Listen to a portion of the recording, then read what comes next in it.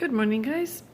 Very interesting. So after all the conversations we shared yesterday, I had a replay that I hadn't watched in about a week with Lynn Andrews. And I don't know if you guys know who Lynn Andrews is, but when I was younger, which was like forever ago, she was a well-known shaman. And my main focus when I began to stir, as I say, was shamanism.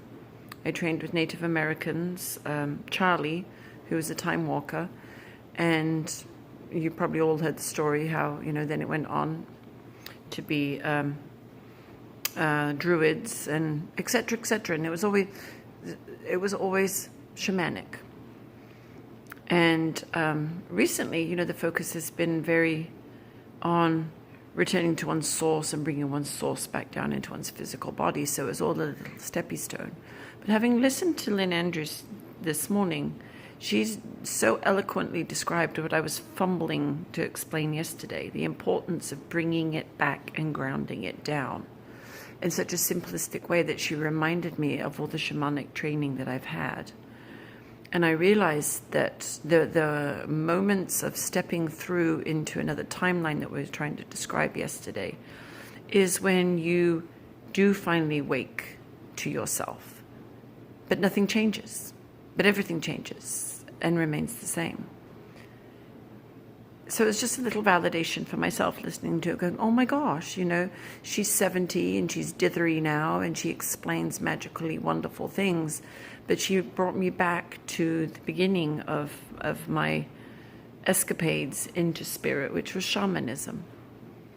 And she talks about shields and things that ring so deep within me that they've become such a huge part of who I am that I didn't even pay attention to them anymore. So I'm sharing it with you guys.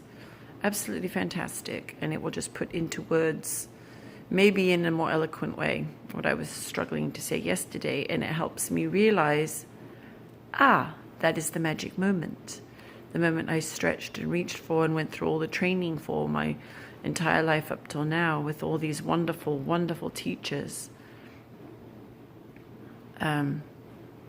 Just like Lynn said, you start with the Native American, then it becomes Australian, South American, like all the times in Dreamtime that I was, in Machu Picchu with the shaman there that worked with me, and then the magic lamas, and the Tibetan that I've been called back to just recently.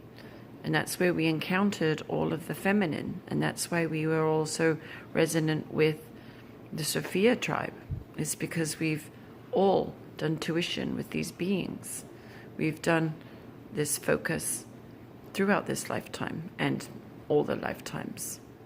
And then she mentions, the immortals that walk around us, and just reminds us that, real is real, illusion is illusion. And just because we don't see doesn't mean it doesn't be. So I'm going to send it to you guys because it's absolutely thrilling. And I never read a single one of her books. I wanted to find my own treasure within. I had my own journey.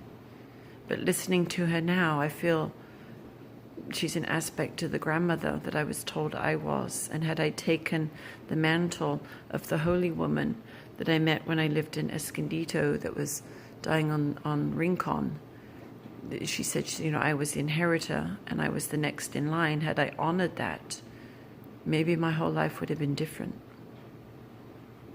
Training continued anyway, but like Lynn says, it was invisibly behind the scenes. Nobody really knew, and it didn't matter. It didn't matter. You changed the template. So anyway, I'm going to share it with you guys. All right, love you, all three of you. Bye.